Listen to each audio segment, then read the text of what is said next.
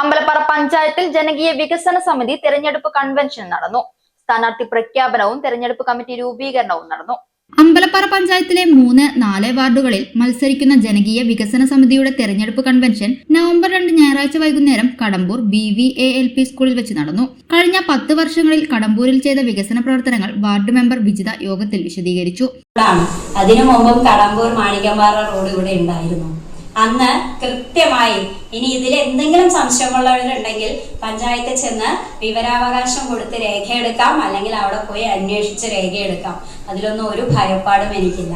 2016-17 കടമ്പൂർ മാണിക്കമ്പാറ റോഡിന് 4,50,000 രൂപ വെച്ച് ഒരു റിട്ടാറിംഗ് പ്രവൃത്തി, 17-18 കടമ്പൂർ മാണിക്കമ്പാറ തച്ചാട്ടുപറമ്പ് ഭാഗത്ത് കൂടെ 4 ലക്ഷം രൂപയുടെ മറ്റൊരു ഫണ്ട് വകയിരുത്തിയിരുന്നു.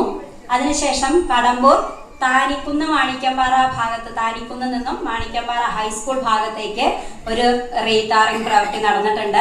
അതിനുശേഷം 20-21 കടമ്പൂർ ഹൈസ്കൂൾ ഭാഗത്ത് മാണിക്കമ്പാറ റോഡ് 4,67,000 രൂപ വെച്ച് പ്രവൃത്തി നടന്നു.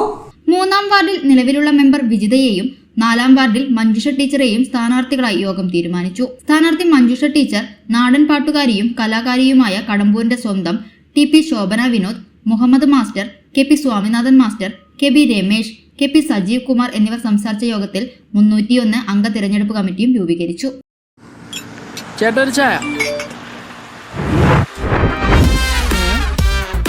സൂപ്പർ ഫാസ്റ്റ് ആണല്ലോ.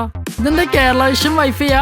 ഫാസ്റ്റ് ഒക്കെ തന്നെ, പക്ഷെ Kerala Vision wifi connection free ആണ്. ചായ ഫ്രീ അല്ല, കാശട് Kerala Vision free wifi connection. Free ആയി കണക്ട് ആവൂ.